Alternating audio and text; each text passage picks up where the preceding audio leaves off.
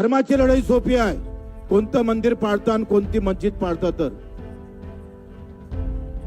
राम ठाकरे नावाची आत्महत्या झाली ज्या दिवशी मी पहिल्यांदा उपोषणाला बसलो, आणि राम ठाकरेची आत्महत्या झाली. राम मंदिर बांधून तुम्ही जे पुण्य कमावलं ते राम ठाकरेच्या आमच्या 37 वर्षाच्या बियाणाले पैसे नव्हते. 3700 रुपयामध्ये आमचं सोयाबीन विकावं लागलं. 7000 रुपये भाव होते तुरीले, 6000 विकावं लागतं. कुठं सरकार तोंड मारत नाही, याचं खरं वाईट वाटतं. मग राम ठाकरेची आत्महत्या प्रभू रामचंद्राच्या नावानं असणाऱ्या रामचंद्र ठाकरेच्या आत्महत्याचं पाप फेडणार कसं? फिरता आलं पाहिजे. ते जे आम्ही तुम्हाला मानतोय, पण हे वर्ग बरेच दूर राहिलेले. राम ठाकरे अवघ्या 37 वर्षांचा तरुण शेतकरी. आमदार बच्चू कडूंनी आपल्या भाषणात केलेला हा उल्लेख ज्या शेतकऱ्याचा आहे तो शेतकरी आज हयात नाहीये. सततची नापिकी आणि कर्जबाजारीपणाला कंटाळून या शेतकऱ्यानं जीवन संपवलं. या घटनेनं या तरुण शेतकऱ्याच्या कुटुंबावर दुःखाचा डोंगर कोसळलाय. पण याची दखल सरकारनं घेतली नाही हे दुर्दैवी. कारण या शेतकऱ्याचा मृत्यू होऊन आठवडा होत आला तरी या शेतकऱ्याच्या घरी ना कुणी नेता आला ना अधिकारी. अवघ्या 37 वर्षांच्या राम उर्फ संजय ठाकरे यांच्यावर ही वेळ का आली पाहूया या व्हिडिओतून. अचलपूर तालुक्यातील वासणी बुद्रुक या गावातले राम ठाकरे हे तरुण आणि होतकरू शेतकरी होते. शेतीवरच त्यांच्या कुटुंबाची गुजराण होत होती. पण गेल्या काही वर्षांपासून सततचा दुष्काळ आणि अपुऱ्या पावसामुळे त्यांच्या शेतीला मोठा फटका बसला होता. एकीकडे शेतीतून उत्पन्न नाही आणि दुसरीकडे शेतीसाठी घेतलेल्या कर्जाचा आणि व्याजाचा डोंगर मात्र वाढत चालला होता. या दुहेरी आर्थिक संकटामुळे आणि सततच्या नापिकीला कंटाळून राम यांनी टोकाचं पाऊल उचललं. बच्चू कडू यांनी शेतकऱ्यांच्या प्रश्नावर अन्नत्याग आंदोलन केलं. त्या आंदोलनात पहिल्या दिवशी संजय ठाकरे सहभागी झाले होते, पण दुसऱ्या दिवशी म्हणजे 9 जून रोजी त्यांनी मृत्यूला कवटाळलं. त्यांच्या मागे वृद्ध आई, पत्नी आणि 2 मुलं असा परिवार आहे. घरातला कर्ता पुरुष गेल्यानं पुढं काय करायचं असा प्रश्न या कुटुंबाला सतावतोय. आम्ही काय सांभाळा, एक मुलगा एक मुलगी आहे, त्यांना तरी कसं सांभाळा. 3-4 एकराचा कांदा होता, तो पण पूर्ण चालला गेला. त्याची काळजी केली की काय मी, त्यामुळे त्यांना अटॅक आलेला आहे. आता आम्ही काय करा, करता मुलगा तोच होता. लहान मुलगा आहे, त्यांना काही समजत नाही शेतीबाडीचं. त्यांना डोक्यावर परिणाम जर आला आता, तर त्यांनी जर असं केलं तर आम्ही काय करावं, कसं चाला काय चाला हे समजून सुद्धा राहिलं नाही.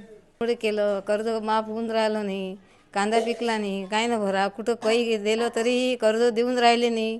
कुठं काय न करा तुम्ही, काय न भरा, मागचे कर्ज भरा, नंतर मग तुम्हाला सातबारा आम्ही देऊ शकतो. दिलाच नाही.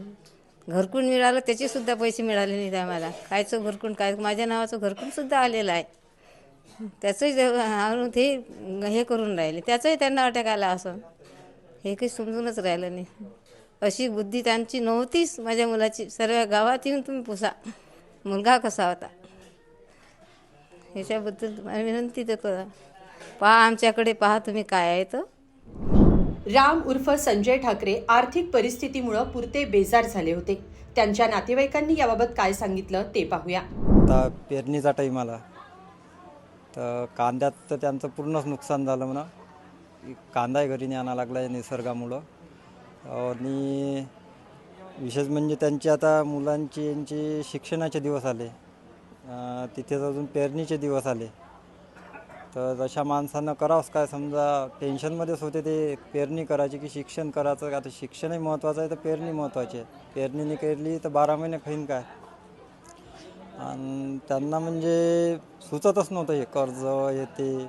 सततची 3 वर्षापासून नागपिकी चालू आहे. एक तर त्याच्यात पिकाला काहीच भाव नाही आहे, खर्च जास्त आहे. खत जास्त म्हणजे खत भाव, सर्व भाव हे बाकी सर्व भाव जास्त आहे. औषध भाव येते, फक्त आमच्या पिकालाच म्हणजे हे नाही. आता तूर 6000, या टाईमला 6000 असते तूर, तर म्हणजे असे पिकाले भाव नाही.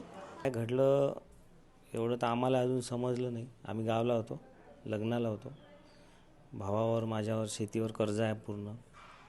कर्जाच्या विचारात ते होते. लग्नाचा खर्च आणि मुलं शिक्षणाचे आहेत. मुलगा एक 12वीला आहे, एक 10वीला आहे. आम्हाला सगळ्यांना जाऊ दिलं आणि त्यांनी आपलं जीवन संपून टाकलं. याच्या मागं ठोस कारण असं वाटते की कर्ज पूर्ण 7 बारे भरले आहे. एकही वावरावर असं नाही की कर्ज नाही, कर्ज वाढत चाललं आहे सातत्यानं. नोटिसा येत आहेत बँकेच्या, बँक भरायला पैसे नाही, 3 वर्षापासून पीक नाही. कांदा पेरला, आता कांदा तसा झाला. भावांनी या गोष्टीचा फार परिणाम होता त्यांच्या मनावर आणि पैशाची अडचण किंवा बाकी पूर्ण अडचणी असल्यामुळं सगळं असं घडलं. आणि आमची आता अशी एक शेतकरी म्हणून अशी एकच इच्छा आहे की आम्हाला हमी भाव मिळावा, भाव एक स्थायिक असावा आमच्या पिकाला आणि आमचे 7/12 एकदा सरकारने कोरे करावं. बाकी आम्हाला मदतीची दुसरी कोणती हे नाही. ठाकरे कुटुंबावर इतका मोठा आघात झाल्यानंतर एकही नेता किंवा शासनाचा अधिकारी आपल्या घरी आला नाही असं मृत संजय यांच्या पत्नी सांगतात. शेतीवर कर्ज आहे, त्याच्यामुळे दुसरे कर्ज कुठे भेटत नव्हतं. बँकाही भेटत नव्हत्या, एकही बँक नव्हती भेटत. पहिले पंजाब बँक भेटत होती, आता ती पण नव्हती भेटत.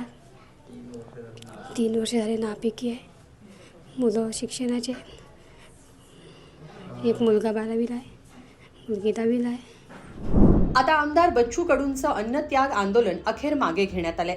सरकारला 2 ऑक्टोबरपर्यंतचा अल्टिमेटम देण्यात आलाय. पण खरंच या काळात सरकार शेतकऱ्यांसाठी काही पावलं उचलणार का हे पाहावं लागेल.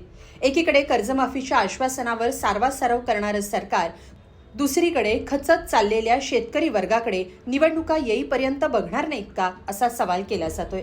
आणखी राम वाचवायचे असतील तर सरकारनं वेळीच पावलं उचलण्याची गरज आहे. अवकाश बोरसे, लोकमत.com, अमरावती.